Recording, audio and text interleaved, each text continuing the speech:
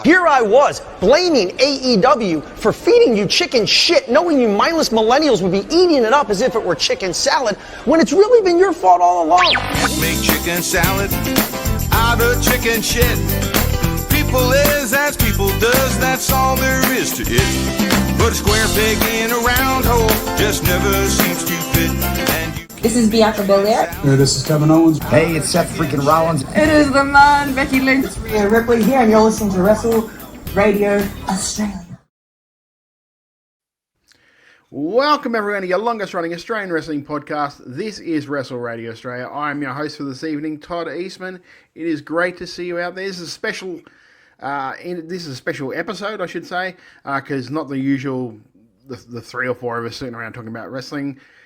We have an interview guest this week, and someone who contacted us a while ago, and we've been trying to organise stuff, and I am terrible with doing that. So I'm glad we could finally get this stuff.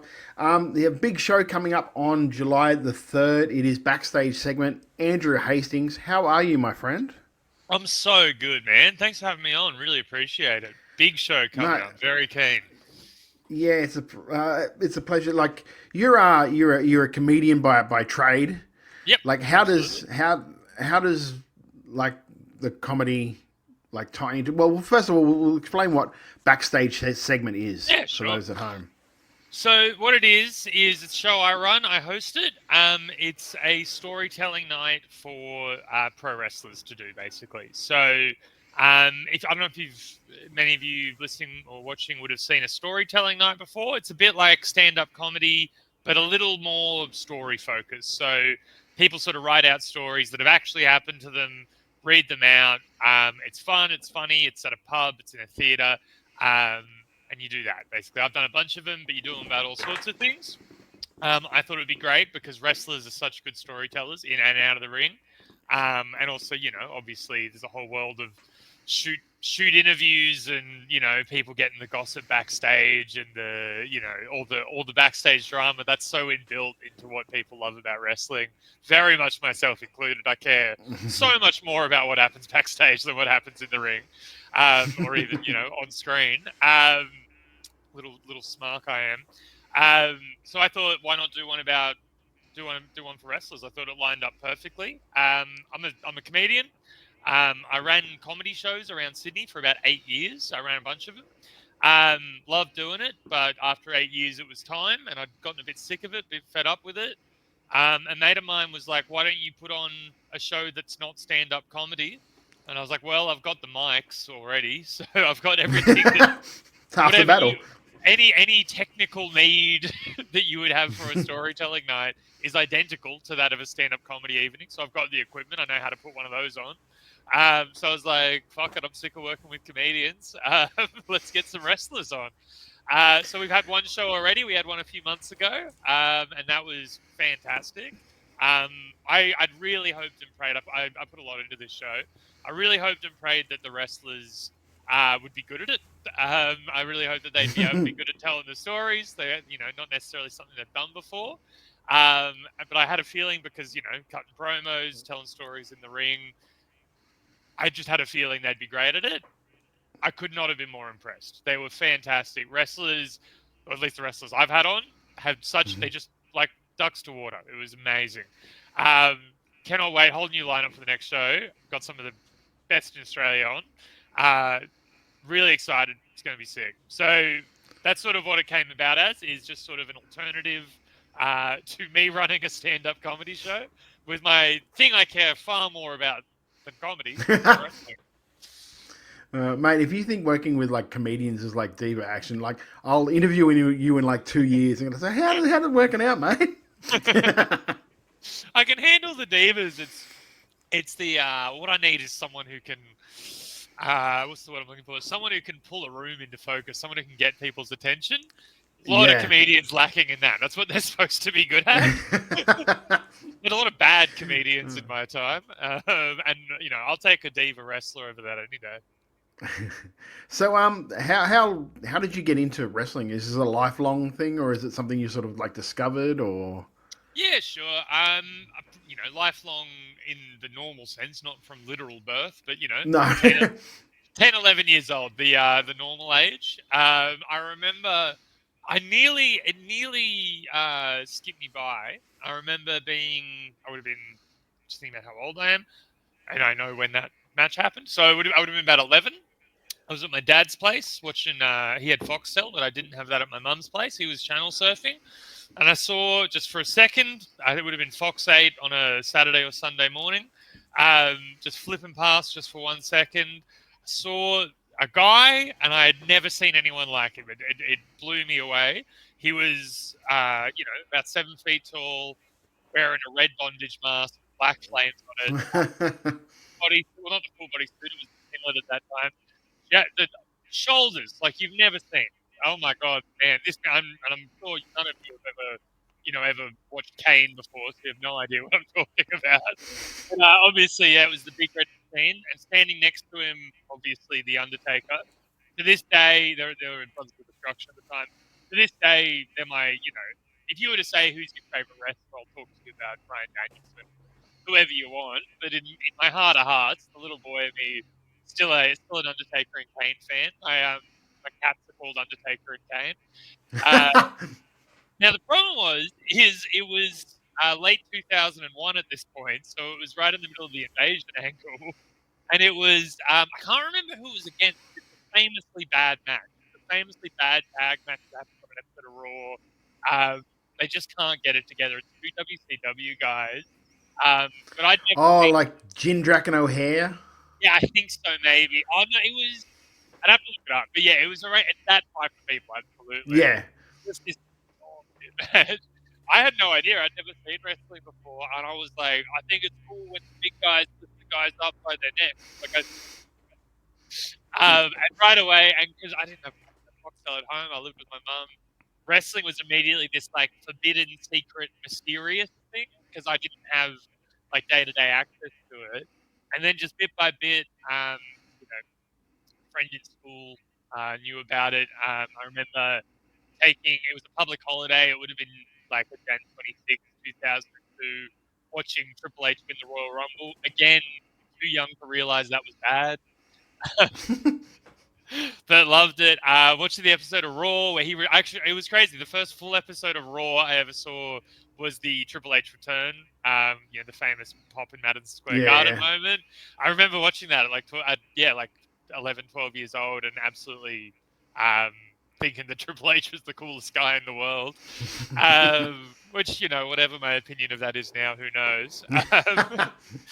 But a bit of that, and then also the big thing that got me into it was my brother's quite a bit younger than me. My brother's 9 years younger than me, so I'm 12, 13 years old sort of at this point. So he's young, little unit, lived with my parents, but we had this tiny little unit. I couldn't really watch wrestling in front of him because, young and it was a bit violent or whatever. So I used to have this routine where I would go to the Video Easy or the Civic Video, and I would go, you'd hire the VHSs and the DVDs, and I'd go stay at my nana's place for like the weekend just to get like a bit of space out of the crowd, and I could just watch my wrestling in peace. So I would spend just sort of 48 hours with like the VHSs piled up and the DVDs piled up. And then eventually, once I got into the video games, it was game over. I went from not knowing who Kane was to having like genuine opinions on Raven. And like by the time I was 13, and from there it was everything. I did I know most adults who are wrestling fans have gone through the phase where you take a break for a little while. You're 15 and then maybe I want to try Kiss Girls now or whatever. So I want to be wearing my my Dwayne Johnson shirt around. But then the thing that sort of sucked me back, same as everyone, Pipe Bomb, and then Bryan Danielson, Daniel Bryan, WrestleMania 30 sort of lead up, and the whole year before with the SummerSlam and the Randy Orton and all that. Loved it, absolutely loved it. And yeah, so it's lifelong. My wife, I got my wife into wrestling. She's now training to be a wrestler. The poor girl. I know. I feel for her. she's coming home and she's like, oh yeah, today I know I can't wrestle at all. And she came and she's telling me how she learned how to do a sunset flip or whatever. And I'm like, well, actually, there's a little guy called Rey Mysterio. You should like. I'm still mansplaining wrestling to her when she's an actual wrestler now. Yeah, there'll be one day she'll just be like, mate, it's Yeah, okay. You gotta chill out, brother. Yeah. Yeah. When she when she hits me with it, that doesn't work for me, brother, in the bedroom. That's when I know things have gone to. But no, it's taken over my life. I've got wrestling tattoos. I've got a big Triple H flag on my wall. Ironically, I've got I'm at every PWA show. I'm doing this. I'm all over it. I'm absolutely ruining friendships by making them watch, Kenny Omega matches or whatever. So how did you get into the local scene? Like watching WWE and that is pretty for most of us around is pretty accessible, especially nowadays just on Netflix. But like when you were growing up, it was like Foxtel. If you had Foxtel, you could watch wrestling. But like you really have to be a fan. Well, I found anyway, you really have to be a fan to be able to find the independent wrestling.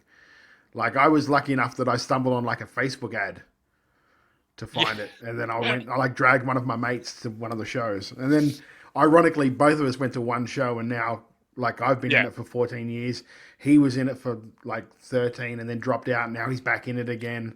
So it was like how did you find independent wrestling? So first like sort of indie show I went to was would have been a while ago, would have been 10 years ago now or so. And my real like sort of love of local wrestling is probably a bit newer than that, probably like 4 years or so. First time I went to sort of like an indie local show, it was pretty rinky dink. It was pretty far out west. And it was just so much fun. It was very much like a family friendly show as well, which wasn't really what I was expecting. But it was great. I had a great time. I thought it was very initially, particularly with those sort of smaller shows, it's pretty funny and it's pretty silly and you're laughing at some of the gimmicks, and it was a bit of that going on. But I do remember being quite surprised at the level of talent, even at a small show like that. Like you'd think sort of, I don't know, you'd think that they were a little more amateurish, and even if some of the trappings of it were, the actual wrestlers could work. And so I always sort of kept my eye on it, and I kept going, I should go. I've been meaning to go. The thing that sort of got me into it in a big way was I knew a couple of people who'd been to PWA shows specifically, which do have like pretty high production values and things like that. But the way it was sort of pitched to me was like, oh no, it's like a party. Like you go and you hang out, like like it's very different to like watching on your couch at home. And so I went and checked one out, and right away it just clicked. Like first show, it just absolutely clicked. I remember, and again, because I've been running comedy shows a long time. There's obviously parallels there. I remember the very first show I saw. It was at Liberty Hall, and the first match, it was Robbie Eagles, and he was fighting. I think it was one of the Velocities, but it was a while ago, so I could have that wrong. But he opened the show, and I'd heard of Robbie Eagles. I knew who he was, and I was like, oh fuck, all right, shit, we got legit wrestlers here. Like, let's go. And I watched this Robbie Eagles match, and it was like amazing. Like, it had opened the show. It was, easily a 4 or 5 star match. Like, genuinely, just like storytelling was spot on. The moves were crazy impressive, really tight, like really great. And then Robbie won the match. And I'm thinking, oh fuck, this is great. This is so good. And then he grabs the mic and he reminds everyone in the room to sign up to the mailing list to get all the latest offers and the latest discounts, which is exactly how I was ending all my shows at the time. So I was like, brother, the struggle's everywhere. And that something about that just I found so charming. But being there live, once it clicked, I truly believe that like wrestling is a live medium. I think I love watching wrestling on TV. I watch a lot of wrestling on TV. It's not the same. I think you've got to see it live. I think fundamental to what not to like over intellectualize professional wrestling or whatever, but I guess if I were to, this is probably the platform. But I think what's like unique and exciting and great about wrestling is that it's sort of like an interpersonal performance art, right? So the role of the audience is so different compared to a play or a musical or a TV show or a movie, in that the audience are a character in the story. As much as the wrestlers, or whatever word you want to use, working, kayfabing, whatever, being, actual legitimate fighters, the audience is pretending to be an actual sporting audience where we're booing guys we really like because we know that that's what we're supposed to do, and we're cheering for the guys maybe we're, whatever. In the same way it flows with a comedy show as well, the sort of ebb and flow and the way the crowd sort of respond to someone who engages them directly. It really brings down the barrier, and you can feel when it's stale, and you can feel when it's hot, and you can feel the tension in the room rise up, and good wrestlers are able to just really draw that out of you. You don't really get any of that on TV. You get you get what you're watching the whole experience because the people in the room are part of that, so you can see what's happening, but you're not a part of it. You're not pretending to be a guy baying for blood front row at a boxing match like you are if you're there live. And that's so fun. And I think I've been getting friends of mine who historically haven't been into wrestling by just taking them to the big crazy PWA shows at Factory Theatre or Liberty Hall, and they immediately get it. They're like, "Oh right, yeah, boo!" A couple beers in them as well. Love it. It's great. So I once I saw that first PWA show live at Liberty Hall, I knew right away. It was like, "Oh, you have to watch this live." I haven't, even for the however many decades I've been watching it, I haven't really fully. I'd even been to WWE house shows and the touring house shows and all that. And it just wasn't the same. Even that was you're a bit too far. It's like, no, I'm just watching the WWE experience at this point. Whereas if you're front row at an indie show, or even, back row at an indie show, you're in it. You're in the show. You are the show. And I think that doesn't really translate. Being in like a say, like Rod Laver Arena and watching wrestling, as opposed to being in the Factory Theatre watching wrestling, entirely different, because the atmosphere is you're all trapped in there. It's all like we're in this together, guys. This is a thing. It's not wrestling. The wrestlers aren't so much putting on a performance for a large crowd. Absolutely, you're all part of it. It's like I always explain to people that when I have to say what I do on weekends. They're like, "What do you mean you do wrestling?" I said, "Well, we do professional wrestling. That's what we do." Yeah. They're like, "Oh, isn't that all fake and all that sort of stuff?" And I'm like, "Well, it's a show. Yeah, it's a show. You'll go to. I said, you love plays and that." And they're like, "Yeah, you like going to see play." And I was like, "Okay, those guys rehearse for weeks, and they know their lines, and every show will be the exact same show. So you can go to a show every week for wrestling, and every show will be completely different. We have to make that shit up every week differently. That's what makes it." So, it's an athletic endeavor that's also, live theater that you just don't get anywhere else, really. Absolutely. With the fake thing, the thing I've been thinking about a lot lately is, because that's an easy argument to shut down, I think, when someone goes, "Oh, isn't that, we've all heard it, isn't that fake, whatever." And, the easy response is yeah, well, so is Game of Thrones, fuck off. So is Thanos didn't exactly wipe out half the universe. Yeah.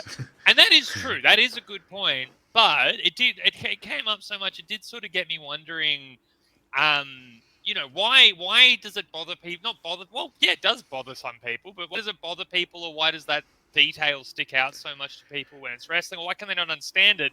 And I think maybe what it is I think maybe it's a tiny bit, not dishonest to go, "Oh, it's fake. Yeah, so is Game of Thrones. Shut up." Part of it is that it is part real. That is, it's predetermined, whatever words we want to use, but no, the fact that it's well, something could go wrong, or oh, well, that guy, and there's something about it's asking something. I think it's to do with what it's asking the audience to buy into. Again, coming back to that live experience, you're participating in the narrative, so it's not the same as just passively watching a TV show. I think it was Bobby the Brain Heenan who said it, but it was we never said wrestling.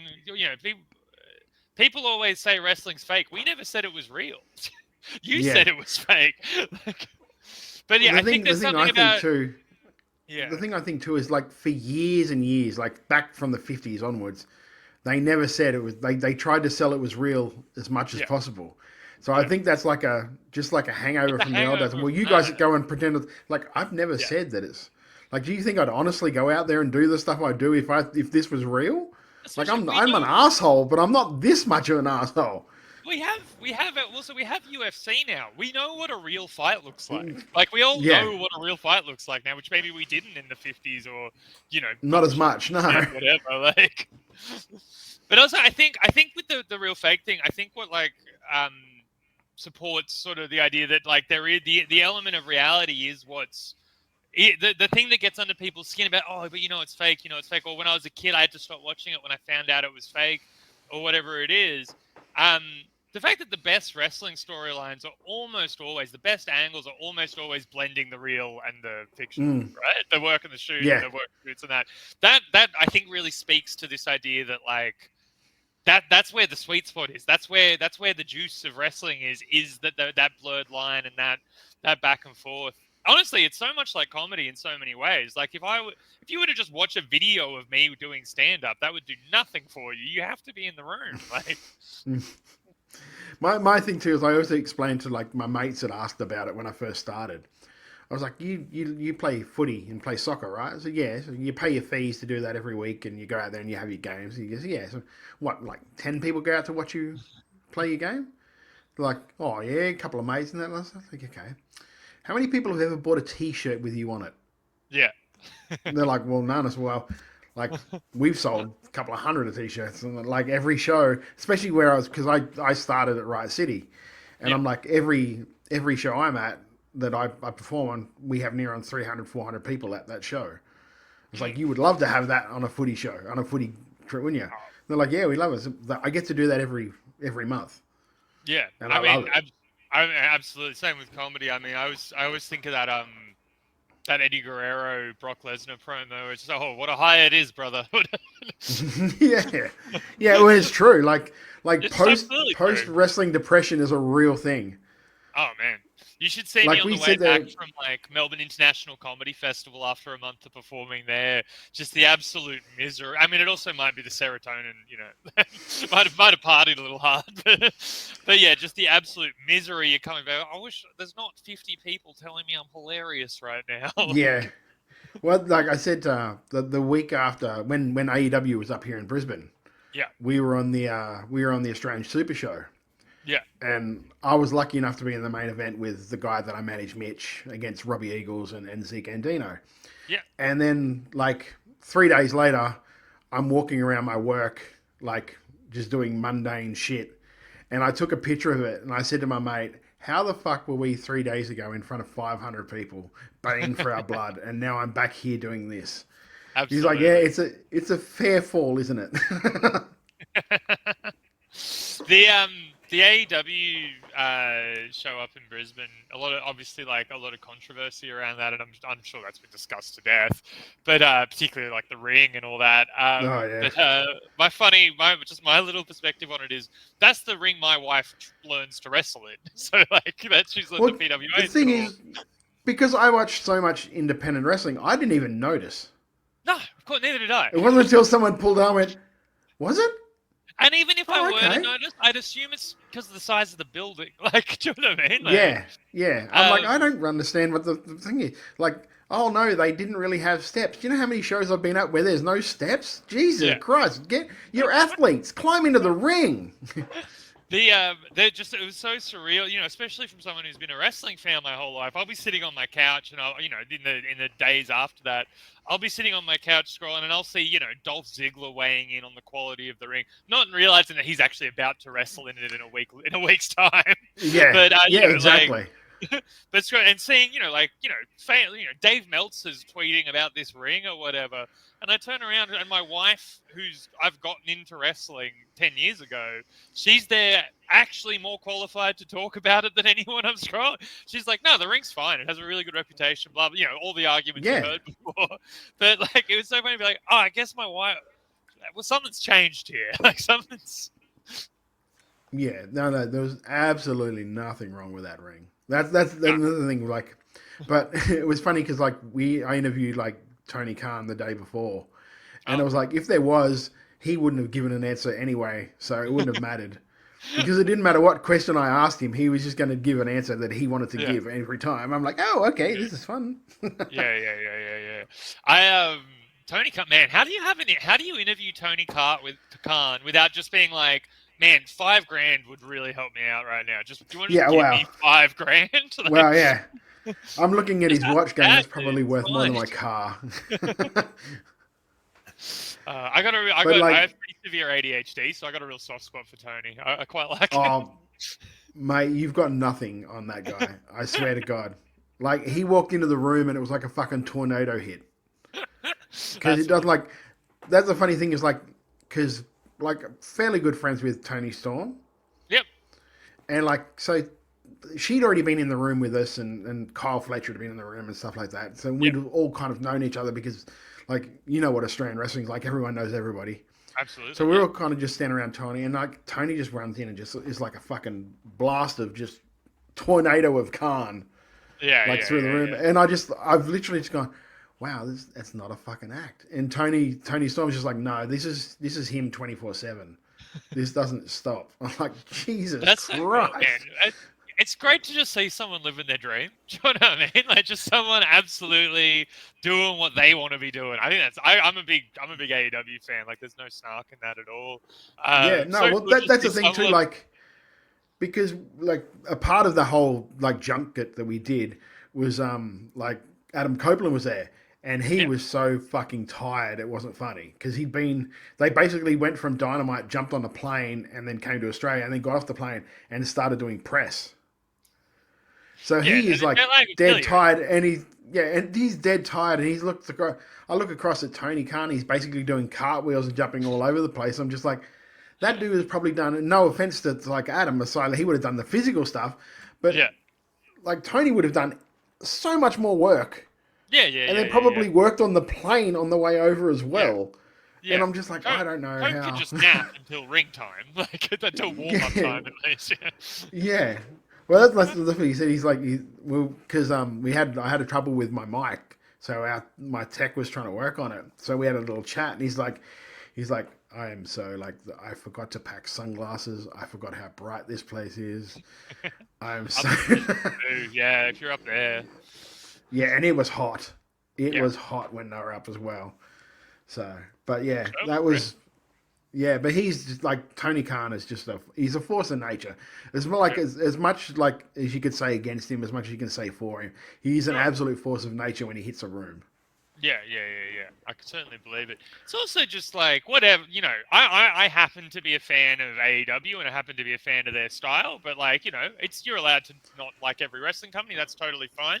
But my thing is like, just how many billionaires' kids have there been who have just been shitty people and have done shitty stuff with the money?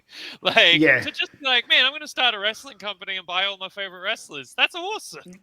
Yeah. Like when you look at it like that, you're like, yeah, for sure. Yeah. Like I'd do it too if I had the money to burn. And it's just it's so fortunate for like, maybe, you know, nerdier, smarkier, whatever word you want to use, adult fans. Maybe it is skewed in our favor or whatever. But it's pretty sick to be like, man, and also he's like a huge nerd. Like he's not just like, wrestling seems like a good investment. Better go with that. He's like, I will pay for the final countdown. Like I will, you know. Yeah. Like, what was your music? Oh, no, that's cool. I'll pay for that. Because like, I know how much, well, I knew at least 8 to 10 years ago, how much they charge for Final Countdown. Yeah. Because we interviewed Adam Pearce. Yeah. And he was like, that's when he was booking Ring of Honor. Yeah. And they changed Bryan Danielson's music from Final Countdown when they went to TV. And he's like, well, if you knew how much they were going to fucking charge for his music, I had to play it twice every show because he wasn't going to lose. I was like, I just couldn't afford that. That would be quite funny if someone booked Danielson to lose because they could only afford to play it once. Look, I can only afford you to come in or go out. Which one do you want it to be? Yeah. Like you can come into different music and then go out to Final Countdown. I can't do it both ways, brother. It was the other thing as well is my second great love after pro wrestling is emo music. Like I'm a massive emo. I had shoulder length black hair and a big fringe till I was 30. Just way overstayed that at the whole look. So you know, when obviously AFI is not going to be as expensive as as Final Countdown, but as not just a CM Punk fan or a pro wrestling or ROH fan, as just an AFI fan, I was like, oh, we're doing it all. I'm getting everything today. Yeah, when he came out for that was pretty cool. That was one of those like goosebumpy things, especially when he came out with the same tracksuit top. Yes. Or the black yes. and I was like, Very oh. Yes. I'm like, I'm wondering how many people actually realize what this is going on. Like in the crowd, they're not just there to see like WWE CM Punk. Man, yeah, he seems like a chill guy. Well, he seems a lot more chill now that he's out of that. I think it's so funny for a dude that is so punk rock. Yeah. I feel he really needs structure. Yeah, that's a good point. I don't think he actually. You know what it might be? It might be, you need a Rage Against a Machine. Do you know what I mean? If Tony's letting him, yeah, man, you can have your own TV show. You can, yeah, man, do whatever. He probably needs someone to be like, no, Phil, 9 a.m. That's when we start. Should have been like, no, we don't. There will be a car to pick you up. There will be a car to pick you up. Yeah, I mean that's don't, sort of stuff. Yeah, a bit of a don't get shitty and catch the train. We're going to be there. It's probably a bad week for me to talk about Punk just because I'm not too happy with him this week. But not happy about the Saudi stuff. But whatever. I like. Anyway, if he wants to come to Backstage Segment, he can have a spot. It's fine. Punk can still do it. It's not. I won't pay as much as the royal family, but I was always on the fence about it, about the whole the Saudi thing, until Sammy started doing it. So I totally feel you. I think, and comedy, you got to do a lot of gigs you don't want to do. You got to take your money. You got to work with people you don't necessarily, whatever. That's all fine.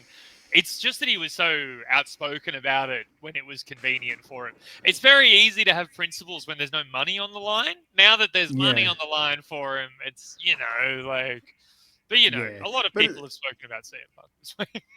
Yeah, but it was also too, that was a few years ago, that tweet. True.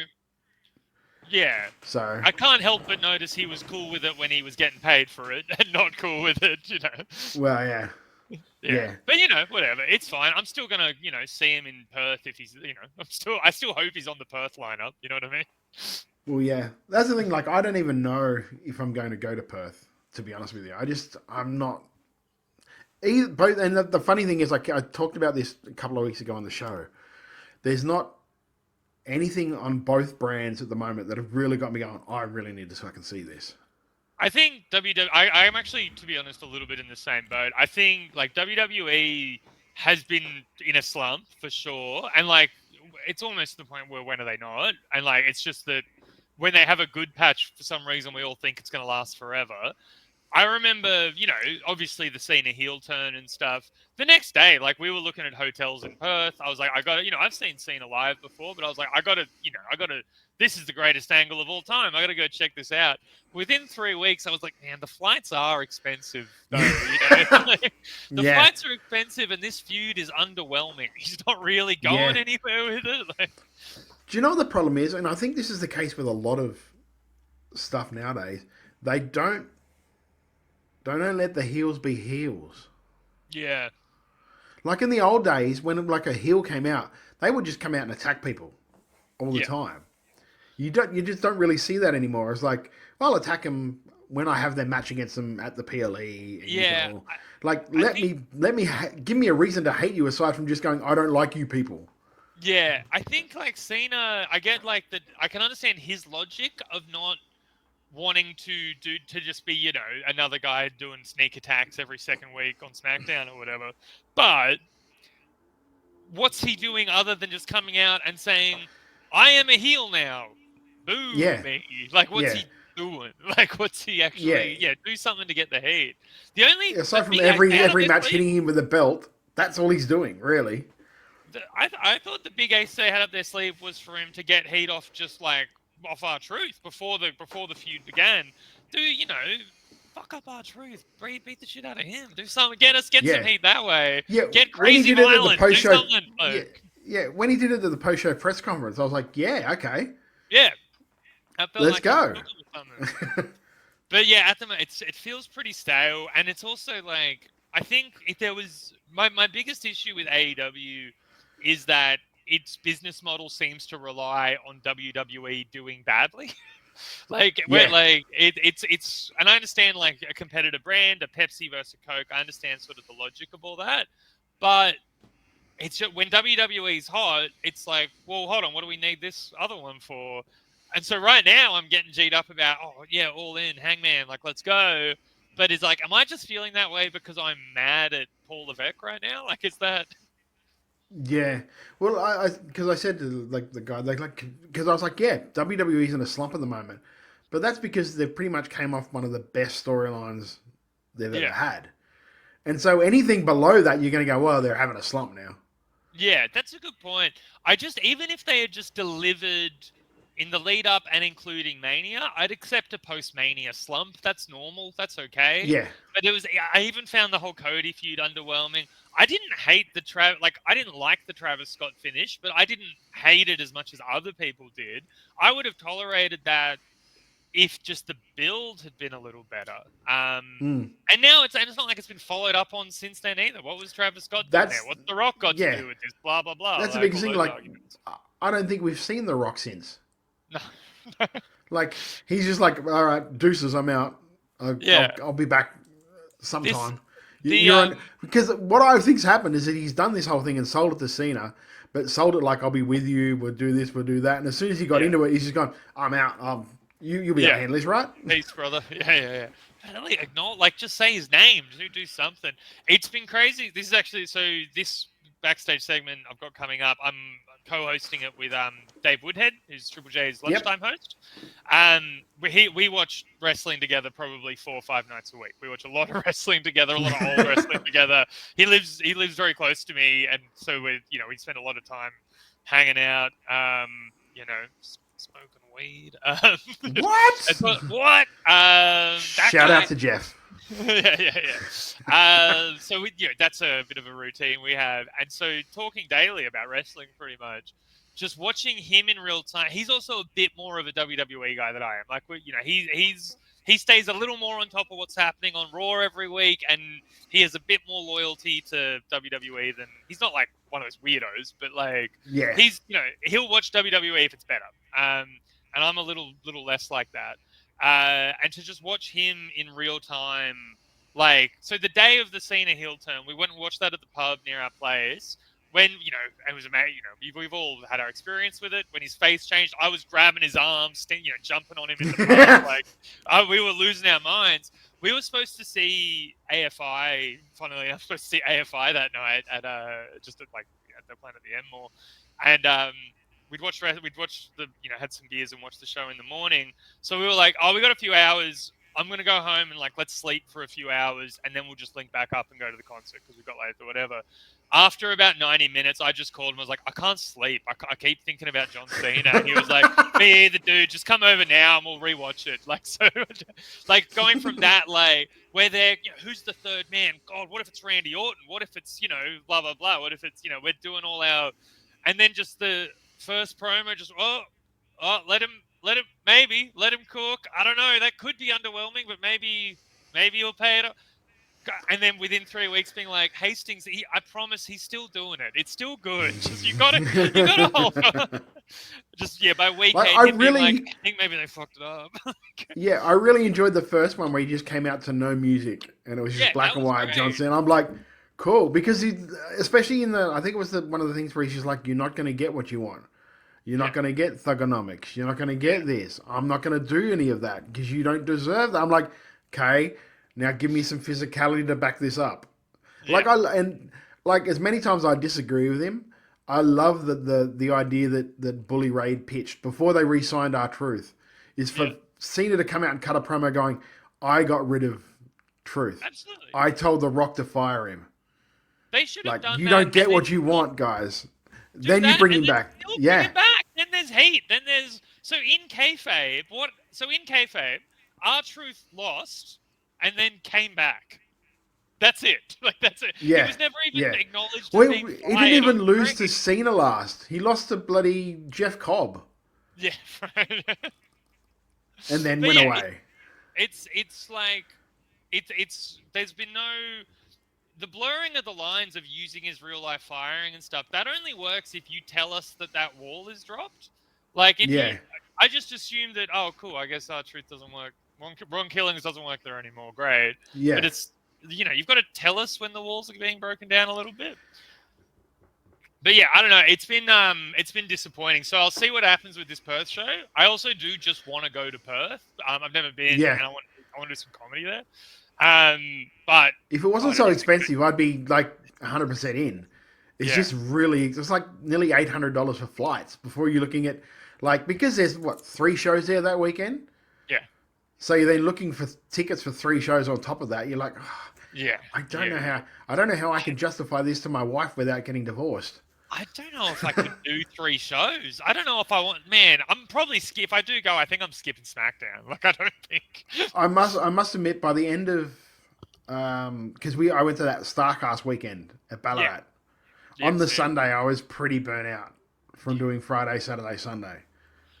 I love wrestling so much, and it's of all the things I watch for entertainment, it does burn me out the quickest. I think because it's like asking a lot of you emotionally. I can play video games for 8 hours, but I need a nap after a pay-per-view. Like, yeah, see, that's my biggest problem with AEW, because I know people like, why are you complaining that that it's too long? It's too long because I'm burnt out, and by the end, I don't care about it. No, it's way. So too by the time long. it gets to the main event, I'm just like, I've just watched 4.5 hours of this. I think anyone who doesn't understand that a show can be too long has never performed on or produced a live show before. It's so obvious that a show, and it's like audiences, even if they can't articulate that they felt like it went too long or that they're pissed off that it went too long, you can just feel it. You can just people want it. The old adage of leave them wanting more could not be more true. It's true of everything. Especially when you get to the back, you're like, well, that crowd was a bit quiet, bit tired. And everyone felt like, I don't know, they were pretty good for our matches. Yeah, because your match was an hour and a half before us. Yeah. We had to sit there for an hour and a half extra than you. Same thing happens in comedy, brother. Exact same thing. Okay, so exact same thing. I won't say which wrestlers it was because they're local, but there was a main event a while ago, and the 2 wrestlers in it, really great match, like really, really technical, incredible match. Fuck, it went long though, like 50 minutes, I think, probably, like at least 40, probably 50 minutes. And amazing wrestlers, but also this isn't Madison Square Garden and you're not Kenny Omega, really, really good wrestlers, like really good, some of the best, but just long. And I remember my friend who lives in Adelaide, she's the girlfriend of a wrestler down there, Tommy Knight. And she goes, "Hey, how was the blah blah match? How was the main event of that show you were at? Everyone was really keen for it." And I go to her, I go, "Man, yeah, amazing, really good. Just got a little like NXT black and gold there for a little bit. Just like a lot of staring at your hands, a lot of like, oh my god, I cannot believe what I have become. A lot of that sort of stuff." And I just said, I can't believe he just kicked out of the move that everyone I've ever put it on has kicked out of. Yeah, absolutely. And at minute 49, you're like, dude, just stay down. Like, can you just stay down, brother? Like, can you just please stay down? So I'm like, yeah, you little NXT black and gold. And she goes, I don't know what that means, so I'll go ask Tommy. 2 minutes. But yeah, absolutely. The last big AEW pay-per-view, I watched it with a few mates. We've been doing little AEW watching parties, which is getting me back into it, which has been good. I took a bit of a break from AEW there for a while. And amazing show. And I'm so in on the Hangman story. I'm so I love Kyle Fletcher. I think he's fantastic. I love Ospreay. I didn't like him at first. He's won me over. Love that guy.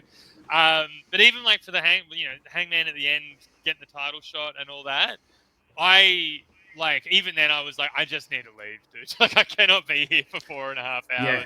They could barely get me to care about my favorite storyline going at the moment.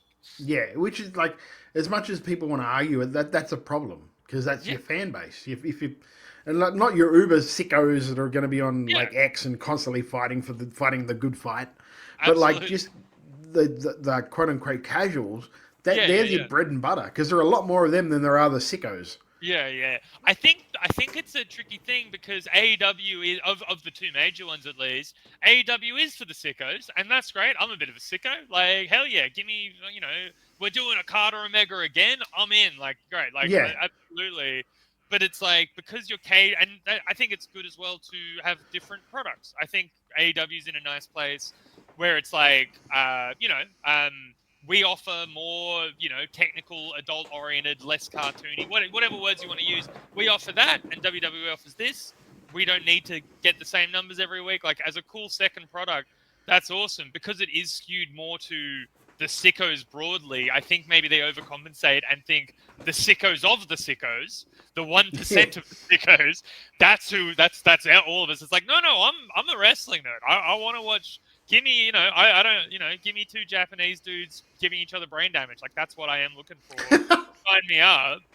But that doesn't necessarily mean I need 4.5 hours. And also just the pacing of, like, give me room to breathe. Like, enough, how many poison ranas can I see, brother? Like, yeah.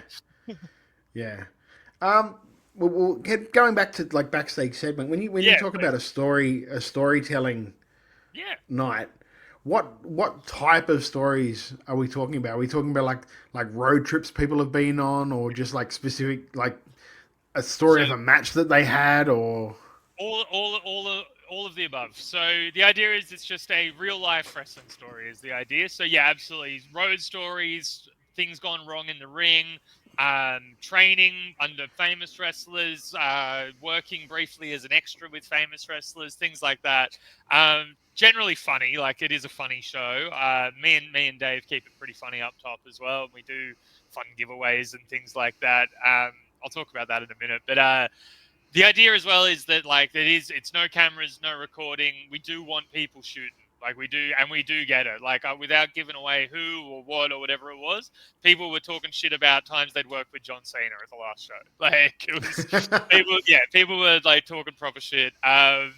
It's supposed to be, it's somewhere between, like a shoot interview, shoot podcast sort of thing, and a stand-up comedy night. It's somewhere in between there. So anything you'd hear on, one of those, not the really grimy, yucky ones, but it's like, funny story about something that's happened on the road, or something's gone wrong in the ring, or someone embarrassing themselves, people losing their gear, like stuff like that. They've been, I can't really stress enough, because I won't lie to you, there were haters. There were people who said they couldn't do it. There were people who said it couldn't be done. I was so impressed by how good the wrestlers were at it and the effort they put in. And, these guys are always trying to get themselves over. They're always trying to promote. So they give it their all every time, which I really, as someone who's done 4 million open mics to 3 people in my lifetime, I can really respect that. So, yeah, they're hilarious stories. Wrestlers, if you're watching this and you haven't spent a lot of time with, like, what wrestlers sort of behind the scenes stories, wrestling's a crazy world. Wrestling's such a strange, insane world with these such big characters, but not as in characters as in gimmicks, characters as in the people who do it.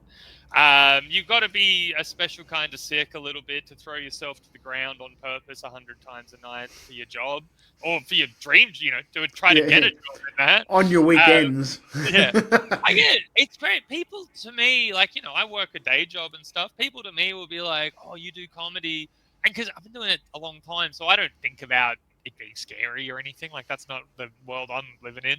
But as, what if no one laughs? Isn't that scary? Isn't that bad? What happens if you embarrass yourself? What happens if there's someone you like, but they see you not get a laugh? Do you just die inside? It's like, well, yeah, it doesn't feel good, but, all my heroes, cut their hairlines open with tiny razor blades. So I don't know what you want me to like. Yeah. But you also haven't lived until you've bombed, really. And that goes goes for wrestling as well as comedy. Like, there've been plenty of times out there where I've seen people, like, talking up this spot. I'm going to do it. It's going to go up. They're going to love it. And it's just like fucking crickets. You're like, oh, that's going to be fun when they get backstage. If a wrestler doesn't have, if a comedian, and I assume it's the same with a wrestler, if a comedian doesn't have, 100 stories of the worst gigs they've ever done and the worst bombs they've ever had, you're not a real comic, brother. You're not, you haven't done the time yet. Like, the absolute best in the world have eaten shit, and mountains of it and learn to love the taste. Like, it's absolutely, like, that's a mark of, that's a mark of understanding, is to be like, oh yeah, I did that one, and oh, I got chased out of the building and all that sort of stuff.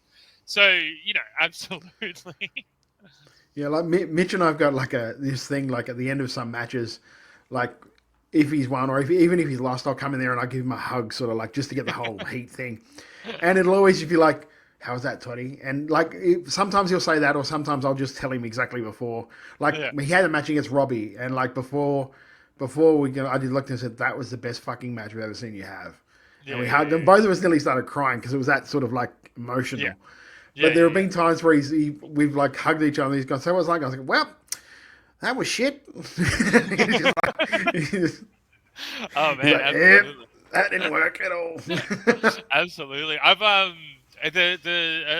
move I'll regularly take is if I eat shit up there, never happens to me anymore. No, it happens all the time.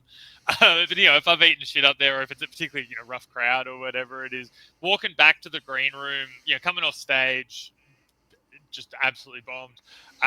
Walking back to the green room or the bit where the comics are sitting and just giving them who even cares? Just oh, whatever. Oh no, who gives a shit? Yeah, it's the funniest thing because like obviously compensating.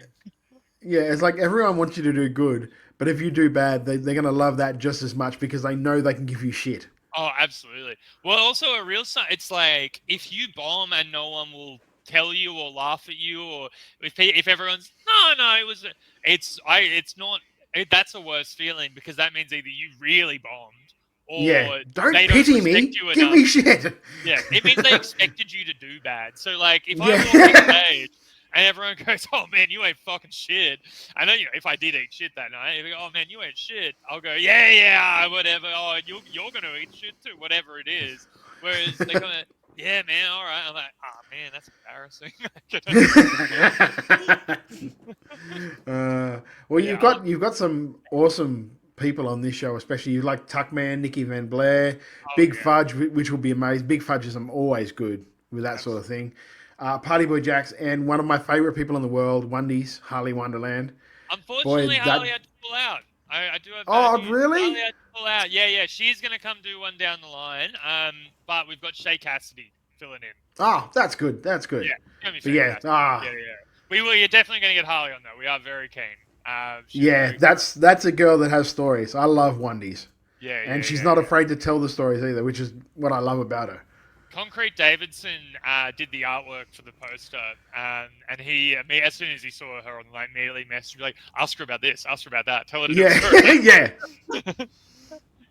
But yeah, no, I'm really excited for the show. I think it's going to be fantastic. I'll tell you about some of the stuff we did last time real quick. So what we did is to open the show, we started with like a bit of like a late night monologue sort of thing, but it's all about wrestling. Second half of the show, though, I wasn't sure what to do. Like on the day off, I was like, I haven't worked out what I'm going to do to open the second half. I might just riff something out or whatever. A friend of mine, to help me out, he brought a big garbage bag of all his childhood wrestling toys. And it was like a big garbage bag, yeah. And they were all like, I was expecting like Attitude Errors. They're all like 80s ones. He would only let me do this with ones that he had duplicates of. He does collect them a little bit, but he had duplicates of some pretty like not particularly exciting wrestlers. Like I remember one of them was like one of the Demolition guys, and I had to be like, which one? Hey. 7-year-old me would have been. I'm an '80s wrestling baby, so like, hey. I'd be there being like, why does Sting look weird? I don't. Yeah, so I had some duplicates. He had a couple big boss man stuff like that. And so what I did is I got everyone in the audience to anyone who wanted to volunteer to do an impression of their favorite wrestler doing a promo or whatever it is, and giving away the prizes to sort of the best ones. We had Jess Troy's mum. She came to watch the show. We had Jess Troy's mum doing a John Cena, and it was incredible. We also had this. We had an old fella, a really good. I can't remember his name right now. I do know his name, but I'm forgetting it now.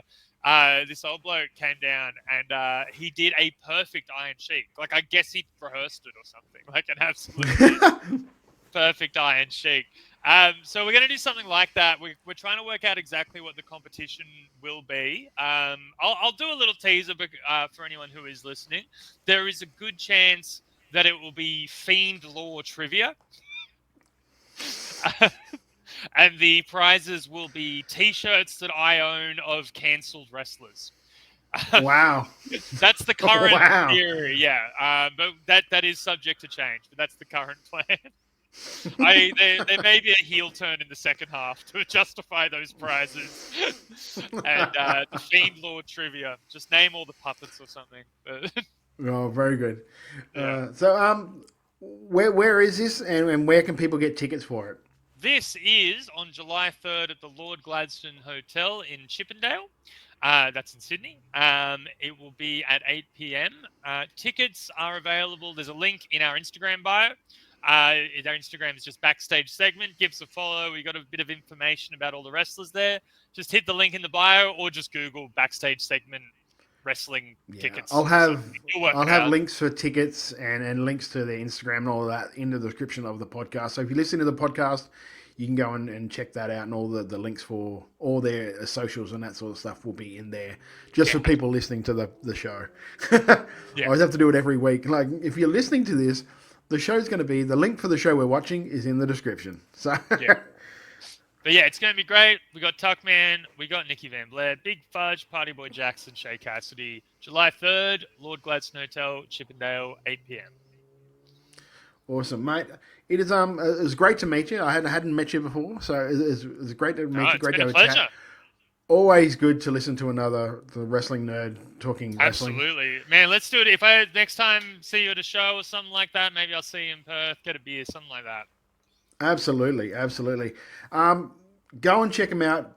Thursday, July the 3rd, at Chippendale. If you're in Sydney, it will be a fun night. I can guarantee that, because the stories I can just imagine some of the stories that Tuckman probably has from just his last trip to America. Absolutely. Tuckman is a ball of charisma. You will be certainly entertained by him. I'll say one last thing about the show as well.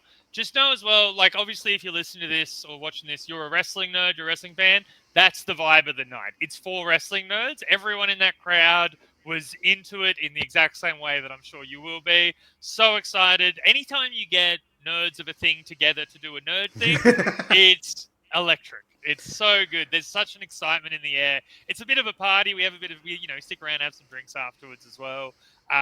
Such a great time. If you listen to this, you're exactly the person we want at the show. Yeah, that was a good thing about being at StarCast. Like, you'd walk around the thing at StarCast going, wow, all of these people are nerds. Yeah. And we're all nerds for the same thing, which is so unusual nowadays to have a group of people all together. Yeah. The same even in wrestling, there's different. You can be a different kind of wrestling nerd now. Oh, 100%. Yeah. And don't tell me that they don't look down on them. All right. Well, thank you for that. No, mate. Thank you. Guys, like I said, all the descriptions for the tickets for the links for the tickets, or their Instagram, all of that sort of stuff will be in the description for the podcast. We will be back on Thursday for our normal Wrestle Radio Australia show, the Making Chicken Salad, where we'll be reviewing something that's going on in Australia. I don't know. There's always something every week. So until then, I'm Todd Eastman for Andrew Hastings. Thank you so much for coming on, mate. Here I was, blaming AEW for feeding you chicken shit, knowing you mindless millennials would be eating it up as if it were chicken salad, when it's really been your fault all along. Just make chicken salad